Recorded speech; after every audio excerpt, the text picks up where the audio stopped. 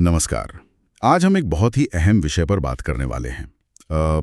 शीत युद्ध के बाद अंतर्राष्ट्रीय संगठनों की दुनिया, और इसमें भी खासकर संयुक्त राष्ट्र मतलब यूएन की भूमिका पर। हमारी सारी जानकारी का आधार है स्रोत सामग्री HLPS104.PDF के कुछ खास अंश। आज का हमारा इरादा यह समझने का है कि जब सोवियत संघ बिखर गया और दुनिया बदली, तो यूएन जैसे संगठन क्यों जरूरी बने रहे, इनकी बनावट में क्या खास है, और सबसे बड़ा सवाल, क्या इनमें बदलाव की जरूरत है, खासकर आज की दुनिया में जहां अमेरिका का दबदबा साफ दिखता है। बात शुरू करने से पहले दो बातें याद आती हैं।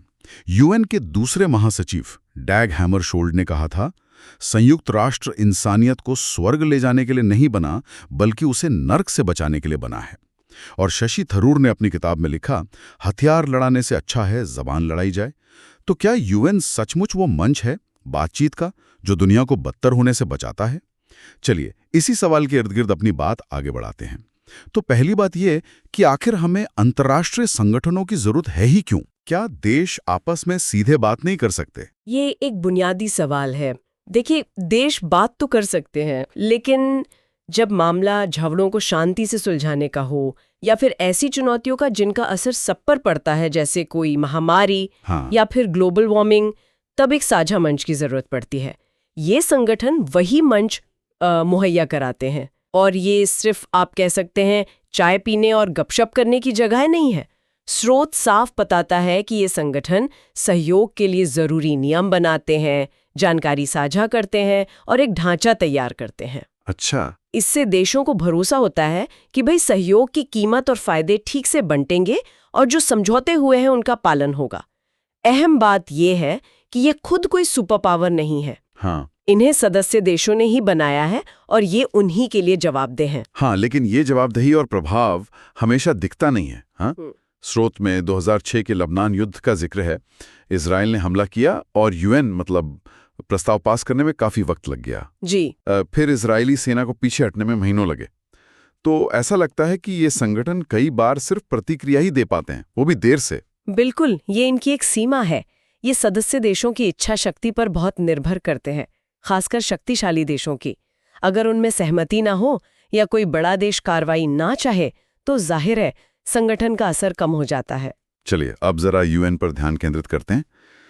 इसकी कहानी शुरू होती है दूसरे विश्व युद्ध की राख से। बिल्कुल। पहले विश्व युद्ध के बाद बना लीग ऑफ नेशंस तो नाकाम रहा था। हाँ, और उसी नाकामी से सबक लेकर 1945 में यूएन बनाया गया। दूसरा विश्व युद्ध खत्म होते ही 51 देशों ने इसके चार्टर पर दस्तखत किए। अच्छा। दिलचस्प बात यह है कि भारत इसके संस्थापक सदस्यों में से एक होने के बहुत करीब था और 30 अक्टूबर 1945 को शामिल हो गया। इसकी नींव रखने की प्रक्रिया भी काफी चली थी।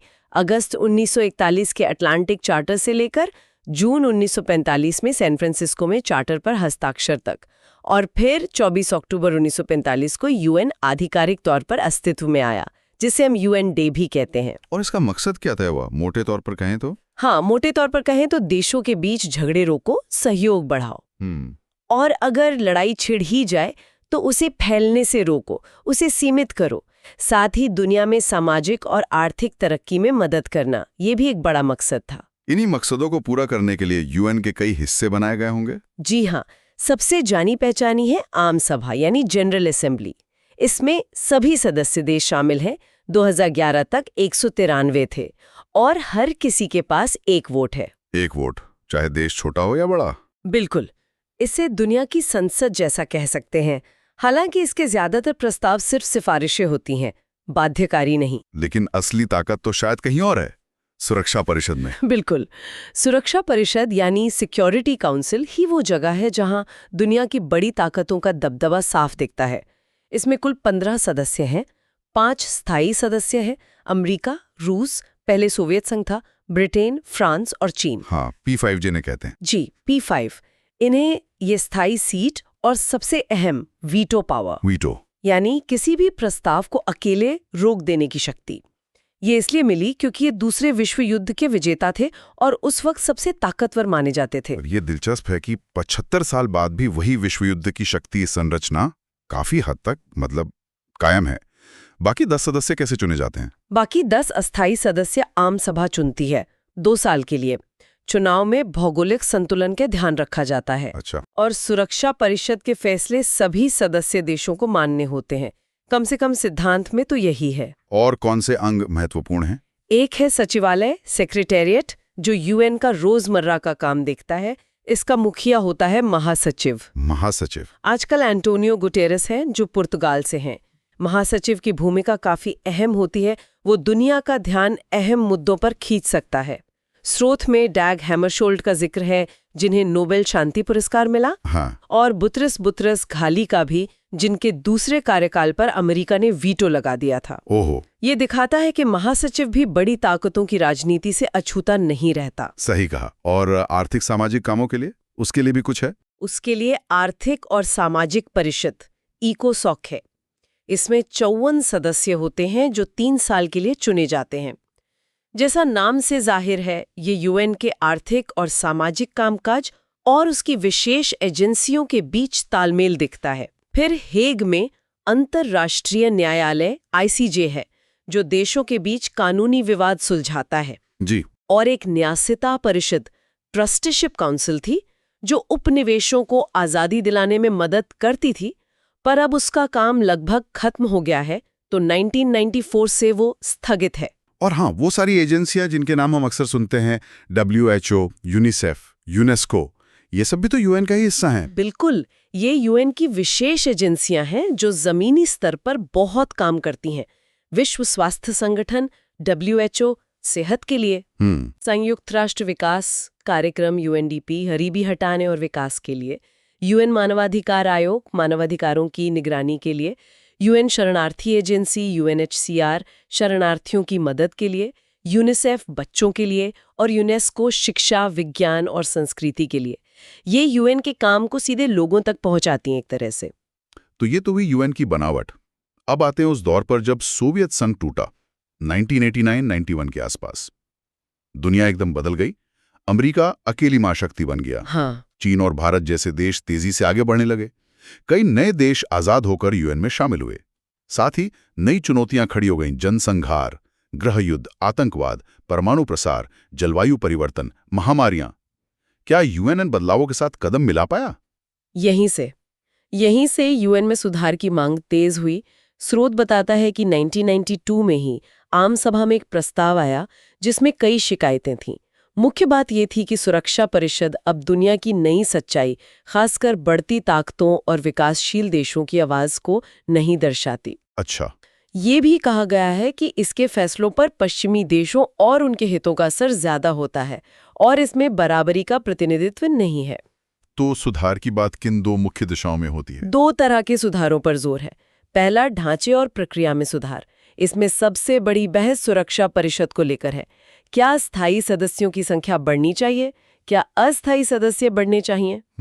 क्या एशिया, अफ्रीका, लैटिन अमेरिका जैसे क्षेत्रों को स्थायी प्रतिनिधित्व मिलना चाहिए? वीटो पावर का क्या हो? इसके अलावा यूएन के बजट और मैनेजमेंट में सुधार की भी बात होती है। और दूसरा सुधार? दूसरा है यूएन के काम के दायरे यानी न्यायाधिकार क्षेत्र में सुधार।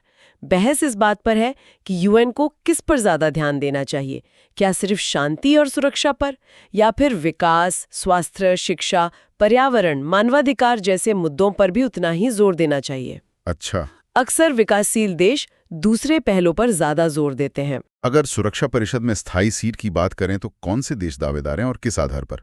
स्रोत कुछ मानदंड बताता है क्या? हाँ, स्रोत कुछ मानदंडों का जिक्र करता है जो अक्सर सुझाए जाते हैं। जैसे? देश की बड़ी आर्थिक और सैन्य ताकत हो, ठीक है। यूएन बजट में अच्छा खासा योगदान देता हो, आबादी बड़ी हो, लोकतंत्र और मानवाधिकारों का सम्मान करता हो और दुनिया की विविधता का प्रतिनिधित्व करता हो, भूगोल, संस्कृति, अर्थव्यवस्था के लिहाज से। लेकिन ये तो बड़े व्यक्तिपरक मानदंड रखते हैं। कितनी बड़ी अर्थव्यवस्था, कितनी बड़ी सेना, किस तरह का लोकतंत्र, क्या बड़ी आबादी होना अच्छा है या बोझ? इस पर तो सहमति बनाना बहुत मुश्किल होगा। बिल्कुल, यही वजह है कि सुधार इतने अटके हुए हैं। हर मानदंड पर सवाल उठ सकते हैं। और फिर आता है वीटो का मुद्दा। हाँ, वीटो। स्रोत बताता है कि कई देश इसे अलोकतांत्रिक मानते हैं क्योंकि ये 5 देशों को बाकी सबसे ऊपर रखता है। लेकिन यहाँ एक दिलचस्प विरोधाभास है। कुछ लोग मानते हैं कि शायद यही वीटो पावर है जो इन बड़ी ताकतों को यूएन से जोड़े रखती है। अच्छा।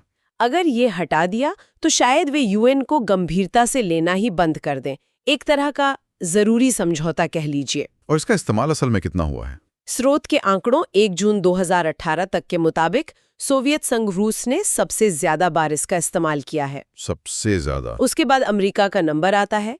चीन ने शुरुआत में कम किया, पर हाल के वर्षों में ज्यादा करने लगा है। फ्रांस और ब्रिटेन ने 1989 के बाद से बहुत कम इस्तेमाल किया है। ये दिखाता है कि ये सिर्फ सैद्धांतिक शक्ति नहीं, इसका जमीन पर असर पड़ता है। बिल्कुल। अब आते हैं भारत के नजरिए पर। भारत तो यूएन सुधारों का, खासकर सुरक्षा परिषद में बदलाव का बड़ा समर्थक रहा है। हाँ, भारत का रुख बहुत स्पष्ट है। भारत मानता है कि यूएन को मजबूत और प्रासंगिक बने रहने के लिए बदलना होगा। मुख्य चिंता सुरक्षा परिषद को लेकर ही है। आम सभा में सदस्य देश बढ़ते गए, पर सुरक्षा परिषद लगभग वैसी ही है। 1965 में वो अस्थायी सदस्य 6 से 10 हुए थे बस। इससे उसका प्रतिनिध्यात्मक चरित्र कमजोर हुआ है, ऐसा भारत का मानना है। भारत क्या चाहता है और अपनी दावेदारी के पक्ष में क्या तर्क देता है? भारत स्थायी और अस्थायी दोनों श्रेणियों में सदस्यों की संख्या बढ़ाने की बात करता है। खासकर विकासशील देशों का प्रतिनिधित्व बढ़ाने पर जोर देता है। अपनी स्थायी सदस्यता के लिए भारत कई तर्क देता है। स्रोत के मुताबिक भारत दुनिया की आबादी का बड़ा हिस्सा है। अब तो सबसे ज्यादा आबादी वाला देश है। जी हाँ, अब तो सबसे ज्यादा। दुनिया का सबसे बड़ा लोकतंत्र है। यूएन के शांति अभियानों समेत लगभग हर पहल में सक्रिय भागीदारी रही है। तेजी से बढ़ती अर्थव्यवस्था है और यूएन बजट में हमेशा अपना हिस्सा वक्त पर दिया है, कभी चूका नहीं। ये सब बातें तो दावेदारी को मजबूत करती हैं। बिल्कुल। लेकिन फिर भी स्थायी सदस्यता मिलना आसान नहीं लगता। क्या रुकावटें हैं? कई रुकावटें हैं। स्रोत इशारा करता है कि कुछ देश भारत के परमाणु कार्यक्रम से आशंकित हैं। पाकिस्तान के साथ रिश्तों का हवाला देकर कुछ सोचते हैं कि भारत शायद प्रभावी सदस्य न बन पाए। फिर भारत अकेला दावेदार नहीं है। ब्राजील, जर्मनी, जापान, इन्हें G4 कहते हैं भारत के साथ, और दक्षिण अफ्रीका जैसे देश भी कतार में हैं। अफ्रीका और लैटिन अमेरिका से कोई स्थायी सदस्य न होने की बात भी जोर पकड़ती है। हाँ, ये भी बात है। इन सब दावेदारों और वीटो वाले P5 देशों के अपने अपने हितों के चलते निकट भविष्य में कोई बड़ा बदलाव होता दिखना मुश्किल लगता है। ये तो ही सुधारों की बात। अब उस बड़े सवाल पर आते हैं। आज की दुनिया, जिसे अक्सर एक ध्रुवीय विश्व कहा जाता है, यानी ऐसी दुनिया जहां सोवियत संघ के विघटन के बाद मुख्य रूप से अमेरिका का दबदबा है, उसमें यूएन की क्या भूमिका है? क्या वो अमेरिकी ताकत को संतुलित कर सकता है? ये एक बहुत जटिल सवाल है। स्रोत साफ दिखाता है कि यूएन पर अमेरिका का प्रभाव जबरदस्त है। हाँ, कैसे? वो अकेली महाशक्ति है, सैन्य और आर्थिक। यूएन बजट का सबसे बड़ा हिस्सा करीब 22% वही देता है। 22%? जी। यूएन का मुख्यालय न्यूयॉर्क में है। बहुत से यूएन अधिकारी अमरीकी नागरिक हैं। उसके पास वीटो पावर है। महासभा चुनने में उसकी राय अहम होती है, और वो अपनी कूटनीति से अक्सर बाकी देशों को बांटकर अपना एजेंडा आगे बढ़ा लेता है। तो क्या यूएन सिर्फ अमरीकी नीतियों पर मोहर लगाने वाला संगठन बनकर रह गया है या रह सकता है? ऐसा कहना शायद थोड़ी अतिशयोक्ति होगी। हाँ, अमरीकी प्रभाव बहुत ज्यादा है, लेकिन यूएन फिर भी एक मंच है जहां बाकी दुनिया अमेरिका से बात कर सकती है, उसकी नीतियों की आलोचना कर सकती है। जैसे इराक युद्ध के समय हुआ था। बिल्कुल, और उसे अंतर्राष्ट्रीय कानून और जनमत का ध्यान रखने के लिए दबाव डाल सकती है। खुद अमेरिकी नेता भी मानते हैं कि दुनिया के लगभग सभी देशों को एक मेज पर लाने के लिए यूएन उपयोगी है, और बाकी देशों के लिए ये वो जगह है जहां वो एकजुट होकर अमरीकी नीतियों पर कुछ हद तक अंकुश लगाने की कोशिश कर सकते हैं। हाँ, ये मुश्किल जरूर है, लेकिन नामुमकिन नहीं। आज के दौर में जहां देश एक दूसरे पर इतने निर्भर हैं, व्यापार, पर्यावरण, सुरक्षा, सभी मामलों में, जिसे पारस्परिक निर्भरता, इंटरडिपेंडेंस कहते हैं, ऐसे में किसी भी देश के लिए, चाहे वो अमेरिका ही क्यों ना हो, पूरी तरह अकेले चलना मुश्किल है। सही बात है। इसलिए स्रोत का ये निष्कर्ष सही लगता है कि अपनी तमाम कमियों के बावजूद यूएन का महत्व शायद बढ़ेगा ही, क्योंकि इसके बिना दुनिया और भी ज्यादा बिखरी हुई और खतरनाक जगह होगी। ये बात तो हुई यूएन की। लेकिन वैश्विक मंच पर और भी खिलाड़ी हैं। स्रोत कुछ और अंतर्राष्ट्रीय संगठनों का भी जिक्र करता है, उनके बारे में भी थोड़ी बात कर लेते हैं संक्षेप में। हाँ बिल्कुल। संक्षेप में देखें तो कुछ प्रमुख संगठन हैं। अंतर्राष्ट्रीय मुद्रा कोष IMF, ये दुनिया की अर्थव्यवस्था और खासकर वित्त व्यवस्था पर नजर रखता है। अच्छा। जरूरत पड़ने पर देशों को कर्ज और तकनीकी सलाह देता है। इसमें भी वोटिंग पावर सदस्य देशों के योगदान के हिसाब से बटी है, जिसमें G7 देशों खासकर अमेरिका का दबदबा साफ है। आपने बताया था अमेरिका का करीब 16.5% वोट है अकेले। जी हाँ, और भारत का हिस्सा 2.6% के आसपास है, तो अंतर साफ है। और विश्व बैंक, वर्ल्ड बैंक, ये IMF से कैसे अलग है? विश्व बैंक भी द्वितीय विश्व युद्ध के बाद बना था। इसका मुख्य ध्यान विकासशील देशों में गरीबी कम करने और विकास परियोजनाओं जैसे शिक्षा, स्वास्थ्य, सड़कें, बिजली, इनके लिए मदद देना है। यानी लॉन्ग टर्म फोकस। हाँ, ये लंबी अवधि के लिए कर्ज और अनुदान ग्रांट देता है, जबकि IMF अक्सर आर्थिक संकट से जूझ रहे देशों को छोटी अवधि के लिए शर्तों के साथ कर्ज देता है। समझ गया। व्यापार के लिए भी तो एक बड़ा संगठन है, WTO। हाँ, विश्व व्यापार संगठन WTO, ये 1995 में बना था, पुराने GATT समझौते की जगह लेकर। इसका काम अंतर्राष्ट्रीय व्यापार के नियम बनाना और सदस्य देशों के बीच व्यापारिक विवाद सुलझाना है। इसमें लगभग सभी बड़े देश शामिल हैं, 164 सदस्य। फैसले आमतौर पर सर्वसम्मति से होते हैं, लेकिन यहाँ भी विकसित देशों की चलती है। ऐसी शिकायतें विकासशील देश अक्सर करते हैं। पारदर्शिता की कमी की भी बात होती है। परमाणु ऊर्जा पर नजर रखने के लिए? उसके लिए अंतर्राष्ट्रीय आणविक ऊर्जा एजेंसी IAEA है। 1957 में बनी ये एजेंसी परमाणु ऊर्जा के शांतिपूर्ण इस्तेमाल को बढ़ावा देती है और ये सुनिश्चित करती है कि इसका इस्तेमाल हथियार बनाने में न हो। ये जांच वगैरह करती होगी? जी, ये दुनिया भर के परमाणु संयंत्रों की जांच करती है। स्रोत में 2 गैर सरकारी संगठनों का भी नाम है, एमनेस्टी इंटरनेशनल और ह्यूमन राइट्स वॉच। ये क्या करते हैं? पूर्ण अंतर्राष्ट्रीय स्वयंसेवी संगठन NGOs हैं। ये सरकारों से स्वतंत्र है और दुनिया भर में मानवाधिकारों के हनन पर नजर रखते हैं, रिपोर्टें छापते हैं और सरकारों पर दबाव बनाते हैं। हाँ, इनकी रिपोर्ट्स काफी चर्चा में रहती हैं। बिल्कुल। बेशक सरकारें इनकी आलोचना पसंद नहीं करती, पर ये दुनिया भर में मानवाधिकारों की आवाज उठाने में अहम भूमिका निभाते हैं। तो कुल मिलाकर हमने देखा कि अंतर्राष्ट्रीय संगठन, खासकर UN, कई चुनौतियों और सीमाओं के बावजूद आज की दुनिया में बहुत अहम है। वे सहयोग का मंच देते हैं, नियम बनाते हैं और वैश्विक समस्याओं से निपटने में मदद करते हैं। सुरक्षा परिषद में सुधार और बदलते शक्ति संतुलन के बीच उनकी भूमिका पर बहस जारी है, जाहिर है। बिल्कुल। और यहाँ एक सवाल भविष्य के लिए खड़ा होता है, जिस पर स्रोत सीधे बात नहीं करता, पर सोचने पर मजबूर करता है। जिस तरह दुनिया बदल रही है, नई तकनीकी ताकतें जैसे AI, नई चुनौतियां, साइबर सुरक्षा, जलवायु संकट का बढ़ता प्रभाव, क्या अंतर्राष्ट्रीय सहयोग का वो ढांचा जो 75 साल पहले बना था, काफी है? या हमें राज्यों, UN, NGOs और शायद बड़ी टेक्नोलॉजी कंपनियों को मिलाकर किसी नए तरह के वैश्विक शासन, ग्लोबल गवर्नेंस के बारे में सोचना होगा? ये एक बड़ा सवाल है। हाँ, ये सवाल आने वाले वक्त में और भी अहम होता जाएगा।